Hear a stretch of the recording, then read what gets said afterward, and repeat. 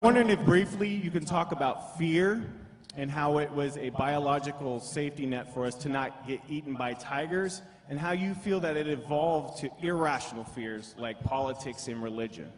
Okay, that's a very interesting thought. Certainly, fear would be a very valuable biological mechanism because our ancestors would have lived perilous lives. They'd have been frightened of predators, lions, saber-tooths, no, probably not saber-tooths, and leopards. They would have had disease would have swooped without warning, without explanation, so they would naturally have tried to think of ways to avoid these terrible dangers. In the case of disease, which before modern science was completely unpredictable, unknowable, one would naturally fall into superstitious habits. I scratched my left ear, and something terrible happened. So maybe I should make sure I don't scratch my left ear again.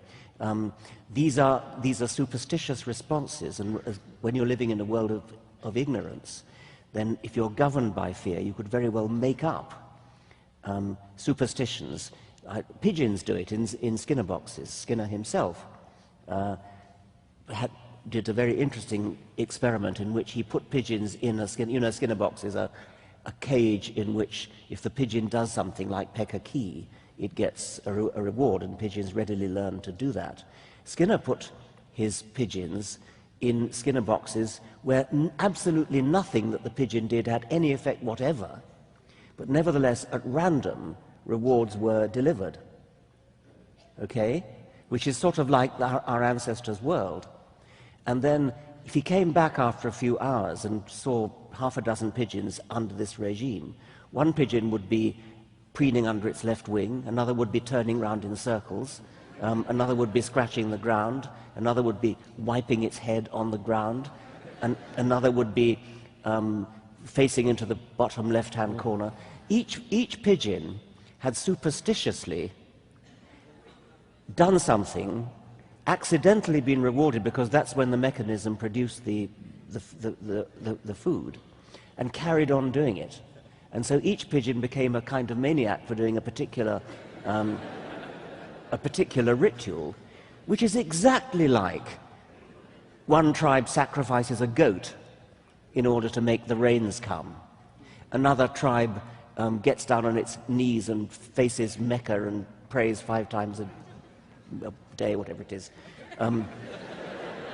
Each tribe develops its own superstition in order to get rewarded, and of course in order to avoid being punished, in order to avoid the fearful consequences of random events which they had no control over.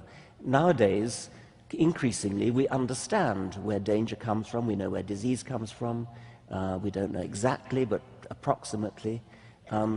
We know how to control our world to an increasing extent, so we can afford to throw away those superstitions. Unfortunately, enormous numbers of us, the great majority of people on this planet, have failed to wean themselves off these primitive superstitions. Let me just add one thing, because this was a difference. Well, I'm happy to applaud that, in fact. But